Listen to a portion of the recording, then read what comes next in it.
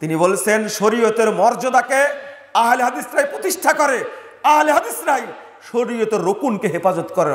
আলা উলাইকা হিজবুল্লাহ ইন্না হিজবাল্লাহি হুমুল মুফলিহুন। মনে রেখো বিশ্ববাসী, আহলে হাদিসরাই পৃথিবীতে আল্লাহর সেনাবাহিনী, যুগে যুগে আল্লাহর সেনাবাহিনী বিজয় লাভ করেছে। তুমি কি মনে করেছো যারা আহলে হাদিসদের পিছনে লেগেছে তারই পদস্খলন হয়েছে? এখন মানহাজের ক্ষেত্রে আপনাকে এখানে দুইটা কথা বলে নি। মুখোশধারী কেউ যদি জন্ম নেয়, আবির্ভাব যদি কারণ ঘটে মুখোশধারী হিসাবে, একজনকে আমি আজ পর্যন্ত সালাম দেই না। শুধু একদিন বলেছিল আমার কাছে যে শেখ বিন বাজ কি জানে, ও তো অন্ধ মানুষ। অথচ ওই লোকটা যদি 500 বছর চেষ্টা করে বেঁচে থেকে যে শেখ বিন বাজের পেশাব টানার আমি চাকর হব, তো সম্ভব না। ওই এলমের কি বুঝে শেখ বিন বাজের?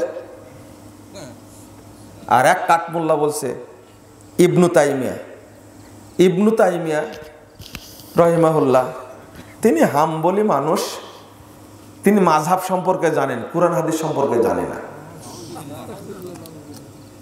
বলেন তো দেখি, এইরকম কথা এরা সালাফি না মুতাসাল্লিফ? কয়েকটা কথা শোনায় আপনাদেরকে। বলেন সালাফ মানে কি? বসেন, কেউ উঠবেন না, এটা শোনা যায় আজকে। সালাফ মানে হলো পূর্বসূরি, তাই না? সালাফ বলতে বোঝায় 3 শ্রেণীর মানুষকে, বুঝছেন? 3 যুগের মানুষকে। রাসূল সাল্লাল্লাহু আলাইহি ওয়াসাল্লামের যুগ, তারপরে কি সাহাবীদের যুগ, তারপরে কি তাবিঈদের যুগ। এই যুগের সৎ বান্দাদেরকে কি বলা হয়? সালাফ। মনে থাকবে?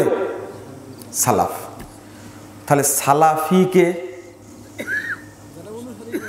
হ্যাঁ, যারা সালাফদের নীতির অনুসরণ করে তারা হলো কি সালাফি। তাহলে সালাফ আর সালাফি এক না।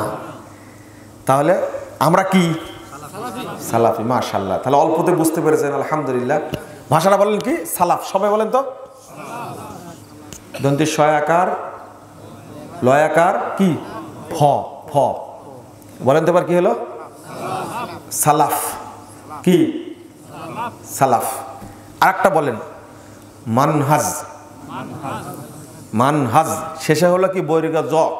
বর্গীয় জ।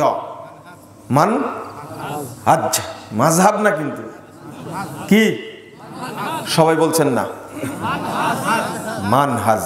আমি আরেকটা শব্দ উচ্চারণ করছি, বলবেন মানহাজুস সালাফ। মানহাজুস সালাফ। আগে সালাফ তো শিখাই দিয়েছি, তাই না?